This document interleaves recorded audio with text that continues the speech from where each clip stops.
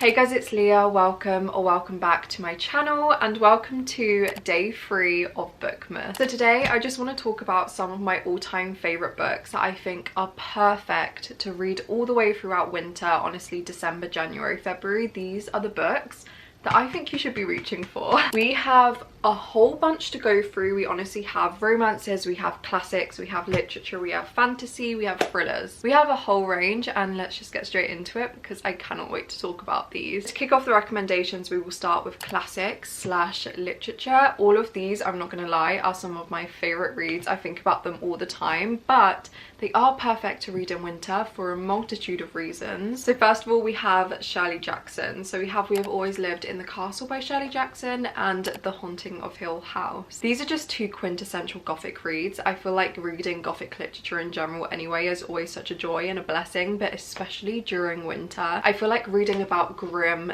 dark, dingy estates and homes, and just reading about all of the Gothic tropes like the uncanny and doppelgangers, I always find it so fascinating, but it was made to be read in winter, and Shirley Jackson is an absolute must. I would definitely say if you are looking to get into Gothic classics but you don't really know where to start, or it is something that you are quite intimidated by, she is a great author to start off with. I absolutely need to read more from her, but these are her two most famous works. Obviously, The Haunting of Hill House is the book that inspired the Haunting of Hill House show. It is fairly different from the show, but it definitely has its similarities, and if you love the show, I absolutely urge you to read this. And then We Have Always Lived in the Castle is a story about family, about connection, about sisterhood, about truth and unraveling difficult truth and trauma. It is such an incredible read. I think out of these two, this one is so much more lyrically beautiful in its prose, more than The Haunting of Hill House. But don't get me wrong, The Haunting of Hill House still absolutely has beautiful prose, but this one, honestly, please just read them both. We then have two fiction books that I hope and I pray, and I will not be surprised if one day they do become modern classics. I'm gonna kick that off with potentially my favorite book of all time ever now, I Who Have Never Known Men by Jacqueline Hartman. I feel like I have recommended this in every single video I have honestly ever made at this point, and for good reason. I feel like this is the book that I have recommended most people in my life to read, and 9 times out of 10 they love it. This book is one of my all-time favorite reads. I will definitely say in the top 2, and I just love it so much. If you don't know what it is about, it is a literary dystopian, a very speculative read where 40 women are trapped underground in a bunker. We don't know how they got there, they don't know how they got there or who put them there, and it is a story about survival and womanhood and patriarchy and just what makes us women. I really do feel like this is a book that you should go into not really knowing too much at all, but it is so quiet and desolate, but equally so loud in its melancholy, and it hurts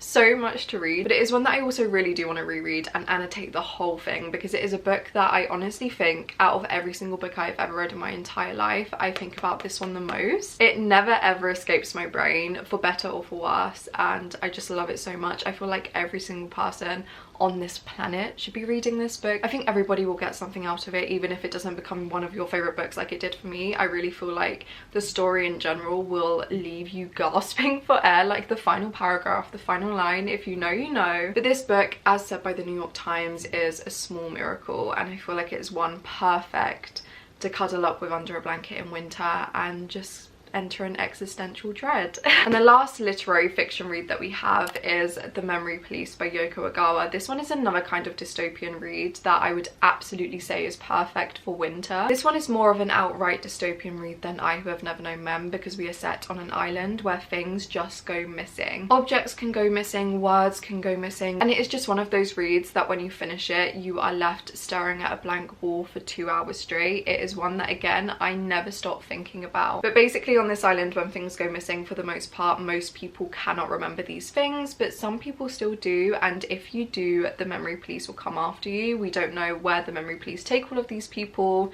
we don't know what they do with them, they are just never seen again. And this is another book very much about survival and human connection, and why we hold so much meaning to the things that we do, whether they are so small and minute or massive and we put our entire lives behind them. It really is a deep analysis into all of those, and why as as humans, we just hold so much meanings to the things that we do. This book is so atmospheric and visual and bleak. I could picture every single scene, and honestly now I still think about this one scene right at the end, and I sobbed when finishing this book, and it really does take me a lot to cry when reading, but this one did it for me, and it's one that again I think every single person should read. It is absolutely, undoubtedly, in my personal opinion, going to become a modern classic, and I love it for that. You need to read it if you haven't already. We then have a couple of fantasy books. I feel like fantasy is the best genre to read in winter. I've never been a big fantasy girly, but this year I have read more fantasy than I ever have before, and in winter this month I have so many on my TBR that I am so excited to get to. But one fantasy that I think is a quintessential winter read, I don't know if it's personally because I picked it up in winter for the first time or like the end of the year that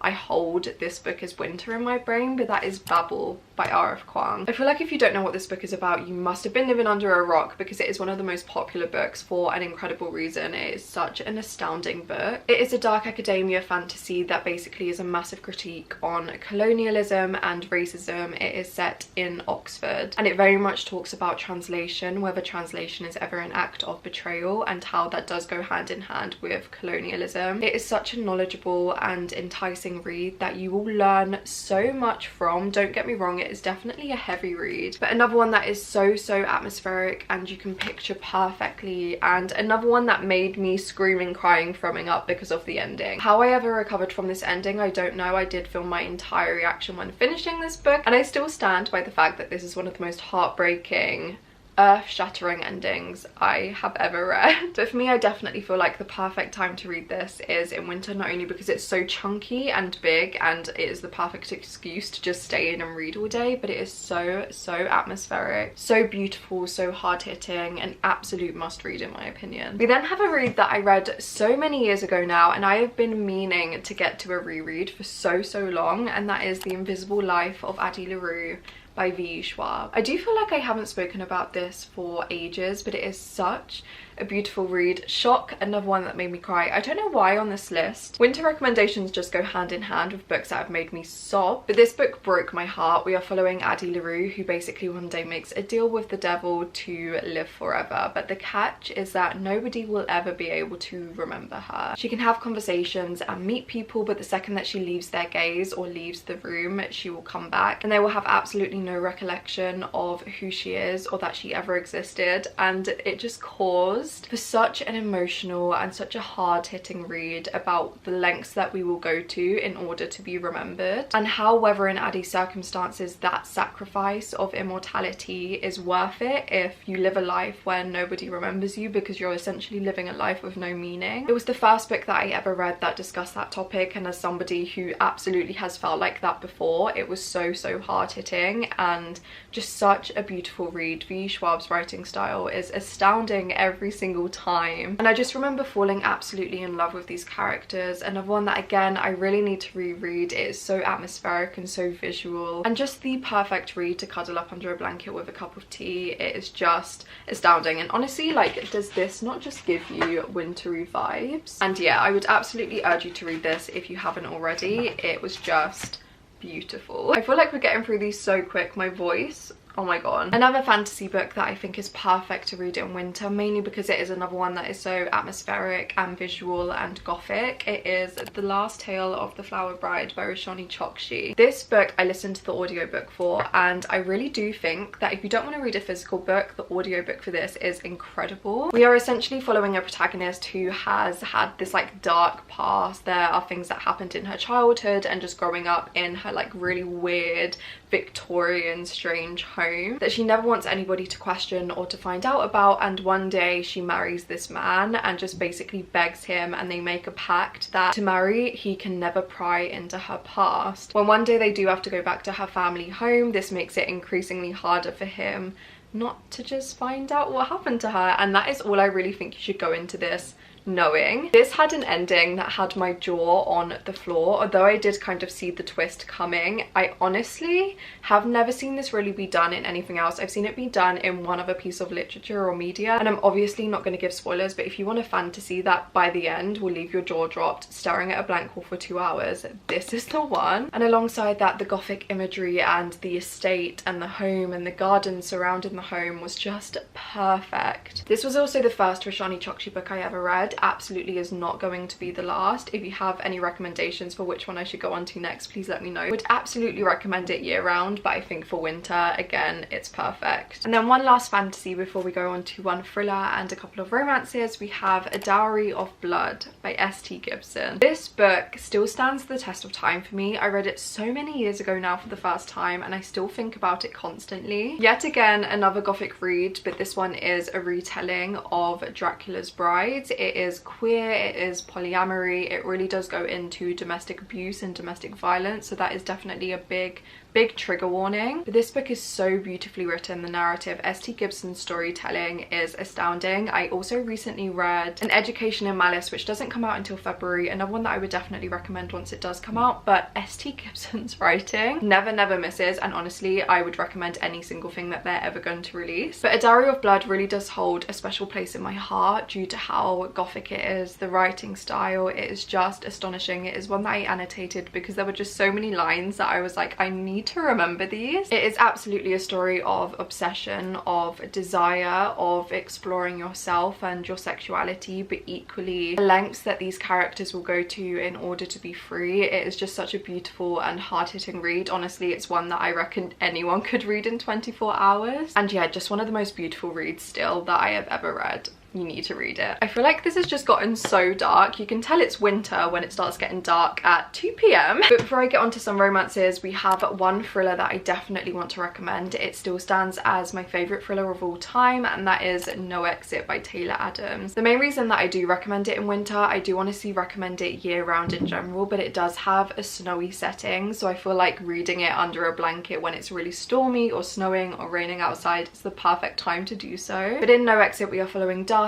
who basically has to go home from university to see her mum as her mum is ill. On the journey back, she is in the middle of a snowstorm and roads are closed, so she has to stop off at this gas station. Obviously, because of the storm, she is not the only person. I believe there are 4 or 5 other strangers at this gas station waiting for the storm to pass. And as she is at this gas station and looking for service on her phone, she is wandering the car park and she sees at the back of one of their trucks a little girl is locked and has been kidnapped. This is an isolated thriller, but one of the most unique ones that I have ever read, because you do find out who that person is very early on, and it creates so much tension because you just don't know what is going to happen. You know that nobody can leave because of the storm, there is no service because of the storm, everyone is trying to get to know each other, but they are all strangers. Like, who is lying? And the tensions and the stakes are so high. The multitude of plot twists in this too that I definitely did not see coming left my jaw on the floor. I read this in one entire sitting overnight. I read this in the dark and it was absolutely terrifying, but I feel like it was the perfect way to read it, and I'm so happy I did it like that. But this is one again that I feel like if you want a thriller during winter that you can just cozy up with and binge and not put down, this is perfect for that. And yeah, I can never ever recommend this one enough. If you haven't read it yet, please do it and thank me later. It is so good. And the final 2 recommendations are 2 romances. We'll kick it off with The Mistletoe Motive by Chloe Lees. This is a Christmas romance novella. It is absolutely tiny and it is an enemies to lovers set in a bookshop. I remember reading this last Christmas. I binge read it in one sitting. I was absolutely obsessed. As a bookseller too, I feel like the bookseller element was so good. I'm not gonna lie, I definitely do remember this being a little bit cheesy and a little bit cringy, but what is a Christmas romance if it's not cheesy and cringy? I ate it up and it was so much fun. I loved it for so many reasons. I loved the tension between the protagonists, I loved the enemies to lovers aspect, and again I loved the bookshop aspect and the fact that I could just perfectly picture all of the Christmas decorations in the bookshop and just like the Christmas festive joy. It is the perfect book if you are looking for a quick, fun Christmas romance this year. And yeah, just how gorgeous is this cover? I feel like anyone needs this on their bookshelf. I am just obsessed. Honestly, the best Christmas romance that I have ever read. And then the last recommendation that I do have for you is All Roads Lead Here by Mariana Zapata. I very recently read this book and I'm obsessed. I haven't been able to stop thinking about it. This book is like 560 pages. Had I not filmed a 24-hour readathon whilst I was reading this, I absolutely would have read it in 48 hours. I read like 400 pages in a sitting. I was absolutely sat. I was hooked by this book. This is a very cozy, small town, grumpy sunshine romance with a single dad too, which...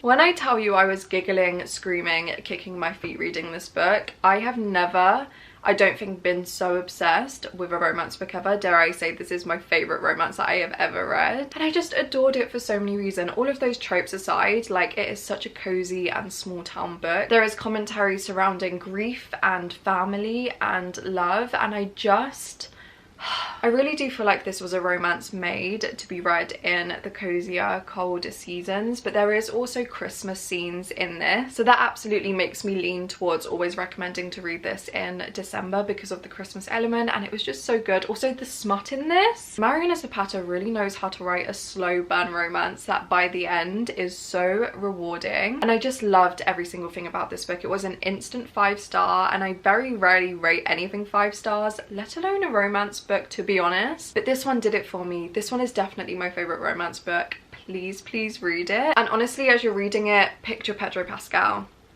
Thank me later. So there we have it. Those were all of the books that I would recommend for winter, for December, for January, for February, honestly year round even. I absolutely urge you to read these books. If you have also read any of these books that I've mentioned in this video, please let me know what you thought about them, whether you liked them or you disliked them. I would love to know. And also let me know if you have any winter recommendations. I am always all for the winter recommendations. The Christmas books, the Christmas romances, the fantasies, please send them my way. I promise I will definitely try to get to them all because I just love winter books so much. But yeah, I really hope you enjoyed this video and video 3 of Bookmas. I have so many more exciting videos coming in December that I'm so excited for you all to see. If you enjoyed this video and you are not yet subscribed and you would love to see more content from me, I would love to have you here. As always too, if you did enjoy this video, don't forget to leave it a massive thumbs up. I really appreciate it, but it also does really help me out. And yeah, thank you so much for watching and for spending some time with me, and I will see you again in Bookmas Day 4. Dare I say I reread this the second that I've just stopped finishing this video.